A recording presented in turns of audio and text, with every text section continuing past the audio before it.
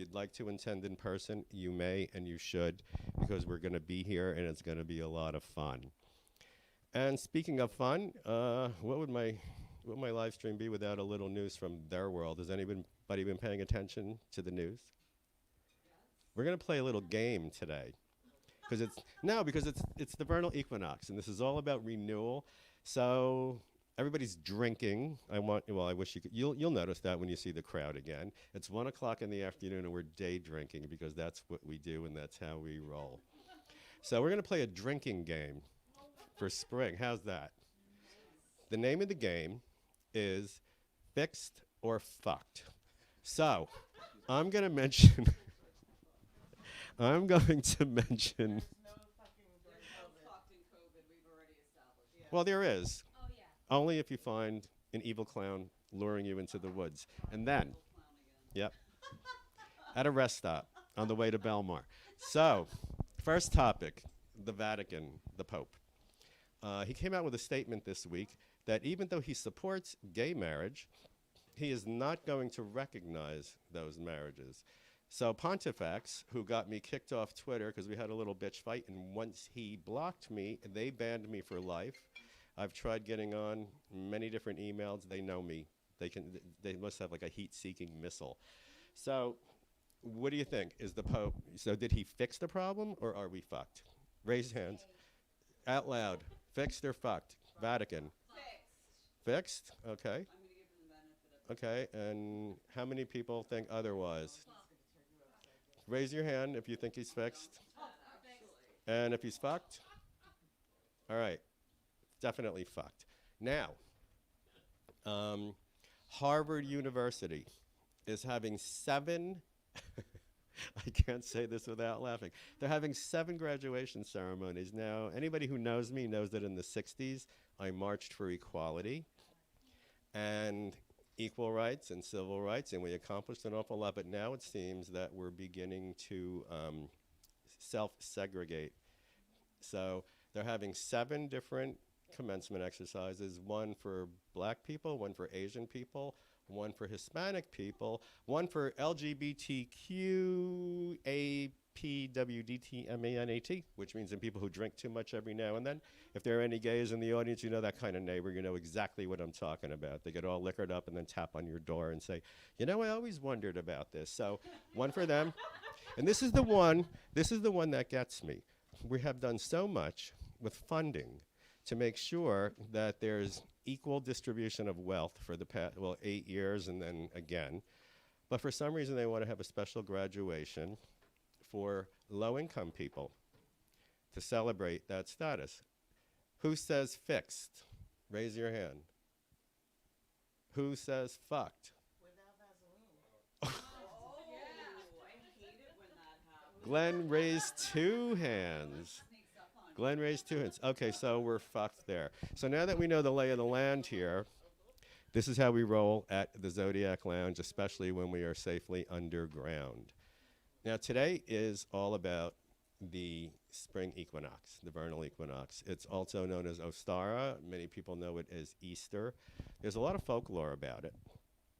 And one of the ones that I find most interesting is St. Patrick's Day, because that was Celtic Easter. Once they Catholicized, snakes were representative of ancient, what did they call it, arcane wisdom. They were representative of the pagan cults because everybody from the Romans right up through the Middle Ages all used serpents. There was an Ouroboros, which was a snake with its tail in its mouth. It represents the circle of eternity. They were actually very, very benevolent symbols, except for the Bible. So St. Patrick drove the snakes out on March 17th, right before the vernal equinox, and that is no joke. And actually, everybody's very happy about that because he brought Catholicism and safety to Ireland. So we're still finding remnants of history. And it feels like my mind might be going blank right now, and I don't care because we had so much of a scramble getting on the air and getting all this set up that that's just going to have to do. Do we have anybody in chat? Okay. Must have been an issue with your phone. Okay, Justin, I hope you have that solved. So, vernal equinox, new beginnings. We've just tipped. We're actually perfectly straight on our axis, which is why we had equal day, equal night. And that is actually very prolific. It's a very profound point of spirituality, because when you have half dark and half light, you're in perfect balance.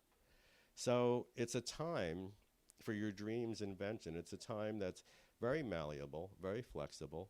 If there were things that we brought through us or suffered through the winter, this is the time to get rid of them. It's a time to actually change them, because the borders are soft, the matrix is soft, and we can move the molecules into any shape that we want, particularly at this time of year. It's also a great time to commune with those who have passed before us, because that veil is thin also. And it is about new beginnings. It's about new connections. It's about new startups, whether it's in business, whether it's in a familial relationship or a romantic relationship. This is a perfect time to reset everything, recapture your goals again, put them back into motion. You will be successful this time. So it's sort of like a take two, which I think is really a boon to us after this entire year of being cooped up and masked. Because we've all, I mean, it's so exciting for me to be in a room with people in it. I'm like dumbfounded, because I haven't been in a really long time, especially in New York. And what's happening is that spirits are lifting. People are happy. Everybody can do what they want to do, but we can finally commune again. We are not meant to be a solitary species. And so now, seeing this, feeling this, it's a very different feeling than when I'm live streaming from home with just me and the cat. And I'm really feeling a lot of this energy coming to me, and I'm hoping to be able to transmute it and send it back with our ritual, which we're going to be doing in a little while. But I'd like to know, does anybody in the audience have any questions or comments to make about this time of year? Y'all serious? Somebody must want to know something. Angela, what did you say? It doesn't pertain to this time of year. Well, you can ask anything you like. Come on up to the mic. Come on, Ange. I don't know what I was going to ask, actually. I was going to bust on somebody, but Okay. Is there anything we could? Samantha, come up.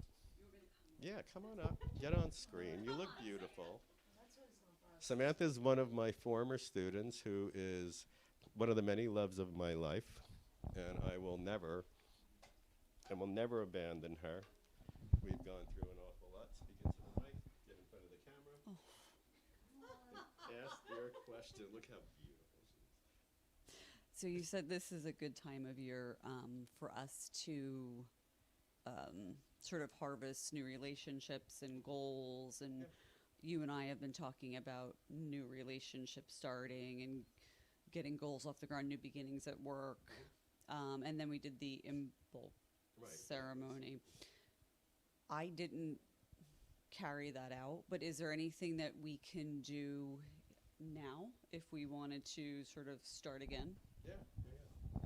Everybody hear her? Everybody hear my beautiful Samantha? I don't know about beautiful. You look great today. Yeah, you can. If you didn't do an Imbolc thing, you can, sure. If you didn't do an Imbolc ceremony, you can think of what you would have planted. You can visualize it. And Imbolc, that represents new life coming to the seeds that were frozen in the earth that we planted in the fall and the winter. There was a shiver of life in them. They didn't break through the seed. Now they have. So this is like that first stem with those two little leaves, like your cannabis plant on the windowsill. And that's just the beginning, because then it'll all stalk from there. So you can visualize what you want. Samantha, we were talking about a relationship. I know the one. We're not going to get specific on the air, but this is a person that has been in your life in a different context. So what you could do is visualize that as one of the seeds you've planted, one of the golds, and visualize it coming up through the earth, and it has its first two leaves. You're going to make sure that it's watered, it's fed, you're going to cultivate it. And you're not going to tell him about it. You're just going to let him respond. We're just going to let him respond.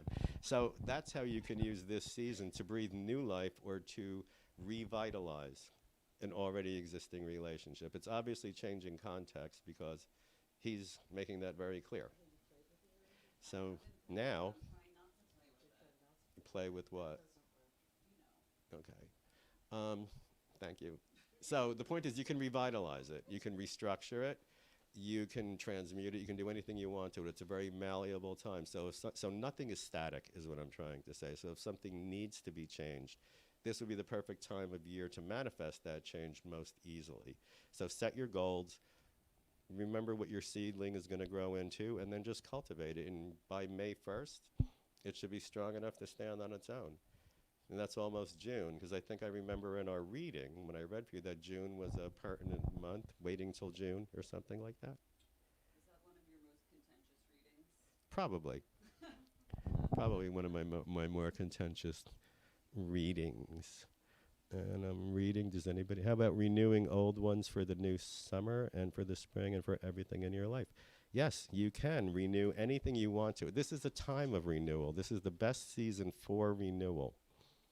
It's the most prolific time and the most powerful time to manifest change, to renew, to revise, to revision, to see it differently. You can actually rewrite the next chapter of your own life story if you want to apply yourself to it, because the energy that surrounds us, because it is equal, equal positive, equal negative, equal day and night, equal black and white. It is a time to make anything out of that and make that come true. And I'm also looking for the time, because I know that we're on a tight schedule today. And I would like to get through into the ritual, because this was a time when people would gather. And I do have a temple ritual from England. It was pretty interesting, and it was all about this day. So the first thing that we would do back in the time is we would charge the room. And to charge the room, or to charge the space, means to charge it with an energy in order to enliven the space to be conducive and receptive to what we're trying to do. So the first thing we have to do, everybody here in the room and everybody out there, all 9 of you, thank you all. Start with what's called pranayama breathing. It's a yogi technique. And if you're practicing yoga, you know exactly what it is. But you have to inhale through the nose as deeply as you can. Might be hard with a mask, so you can ditch them or not. But if not, you fall on the floor, it's carpeted, we're good. So you breathe in, fill up your lungs completely to the count of 4, but it has to be perfectly rhythmic, metronomic things. So breathe in, fill your lungs completely. So in, 2, 3, 4. Hold, 2, 3, 4, 5, 6, 7. Exhale through your mouth, 2, 3, 4, 5, 6, 7, 8. You can close your eyes if you like. 4. Hold, 2, 3, 4, 5, 6, 7. Exhale, 2, 3, 4, 5, 6, 7, 8. In, 2, 3, 4. Hold, 2, 3, 4, 5, 6, 7. Exhale, 2, 3, 4, 5, 6, 7, 8. Keep doing that. And as you continue breathing that way, I would just like you to feel every muscle in your body relaxing. Keep your eyes closed. Put the lights on the stage inside your mind. And listen to these words and respond to them in your visualization as I say them, because what we're going to do is we're going to prepare this entire room, and through live streaming the room that you're in, if you want to participate in this exercise, with energy that would be very receptive to spring. So you're calling on power. Just give me a second to feel the earth energy coming through my feet. And we're sanctifying the space. This is 15th century and 16th century English. By stang, by cauldron, by cup, by knife, by right of office that I hold, ancient powers of death and life, forgather to the circle's fold. kinship to kinship, blood to blood, by wild night wind, by starry sky, by heathland brown, by darkling wood, to this circle now draw nigh. In likeness to a henge of stone, stand guard against the circle's rim, while looming in the dark alone stands in the east the hailstone dim. I summon forth the fairy hound, sharp fang, white-coated, red of ear, to prowl beyond the circle's bounds and keep intruders' hearts in fear. Ancestral powers, 'tis this our blood, we are your people, guard us well. By earth, by air, by fire, by flood, by magic mind, by spoken spell, our craft's own gods I do invoke, and ancient ones of hill and mound. With fire aflame and drifting smoke, I dedicate this circle's bounds. As I shall see, so shall it be. And now we have to call the quarters. We have to call north, east, south, and west to keep us protected. So I had something right here. I had a prepared paper.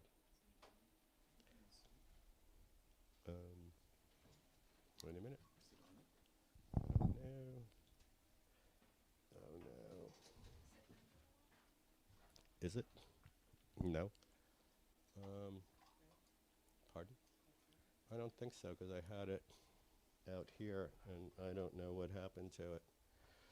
Well, we're going to call the quarters, and can you take over for 1 second while I see if Sure. you got moved into the other room?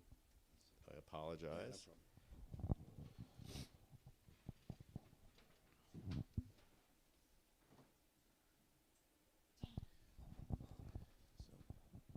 How's everyone doing? Everyone's, is the crowd? Say hi to everyone. First live event. Get it? Oh, cool. Yeah. No, show them. There we go. Got it? Okay, so north is this way. This way, south that way, west, east. So you call the guardians of the north. The north has to do with the earth. It has to do with manifestation. It has to do with everything that is green, everything that is tangible, everything that is real, everything material in this life. And you call the guardians of the north, the watchtowers of the north, to come and protect us from any danger coming from that direction. And then we move east, and we call the guardians of the east to save us from anything to do with any danger coming from the element of air. And south and west, and I will get to that in a second, because today is the time of the spring equinox. Ostara is a time of equal parts of light and dark, as we discussed earlier. Spring has arrived, and it's a time of rebirth, and the planting season will soon begin, and life will form once more from the earth. As the earth welcomes new life and new beginnings, so can we be reborn into the light and love of the gods. Do you wish to experience the rebirth of spring and step out of the darkness into the light? Can I get a yes? Thank you. All right, so calling to the north. With the blessings of the earth and the life within the soil, you are reborn in the eyes of the gods. All will be tangible, all will be manifested. Calling from the east, element of air. Archangel is Raphael. It's all about thought. The east is about thought, concept, communication, creating. So with the blessings of air, may knowledge and wisdom be brought to you upon the winds. We're reaching for the south now. It's the element of fire. And that guardian is called Michael, and he is depicted in many Christian cults as Saint Michael, the warrior. May the fire of the spring sun bring growth and harmony into your life. In the west, which is about the unconscious, it's about motherhood, it's about nurturing, it's about the home. It's about all change that we can effect in our lives if we just trust ourselves to go deep enough into our unconscious. We call him. We call Gabriel to stand here and keep us protected from any elements coming from that direction that would be harmful. And with the blessings of water, may the chill and darkness of winter be swept away by the warm spring rains. Rise and step forth out of the darkness, climb into the light, and awaken once more. into the arms of the gods. And if you accept that challenge, if you accept to commit yourself to making change, to breaking out of any of the false confines that we've been placed into by our culture, by our family, by our authority figures, by anything that is holding you back, anything that is holding you back, you can break through that. And if you pledge to do that, I will visit upon you both a blessing and a curse, because that's how I roll. Do you promise to love one another as brother and sister? Do you pledge to do that until this time, the next coming year? For if you don't, you shall perish as fools. So mote it be. You are committed to new beginnings, to making new beginnings. You have stepped once more into the light, and the gods welcome you. So now we can release the elementals that we placed in all four corners of the room, and we can bid them farewell and know that we've made a promise, and there's also a curse if you decide to get lazy and mess up, because you will perish a fool, and I do not suffer fools. So know that. I'm looking to see if anything is there. Somebody likes my message. Thank you. Embrace the change. Absolutely, as David Bowie sound. So I believe we're going to wrap up this haphazard ragtag little live stream, because we did get a late start, and I know that Scott Harney has a schedule. I would like to thank Scott Harney from Esoteric New York and Mark Tangela from Astro West for making this possible. We will be meeting here for my workshops, which are starting in April. You may come in person, you may watch online. You can even do both if you like. I'm totally down with that. But blessed spring, please love each other. Forget the rancor. Forget the false dichotomy, all the manipulation that's been going on. We are better than that. We have just promised. And if we don't keep that promise, we know, are we fixed or are we fucked? We're fucked. Yay! Okay, thank you very much. Happy spring. See you next week.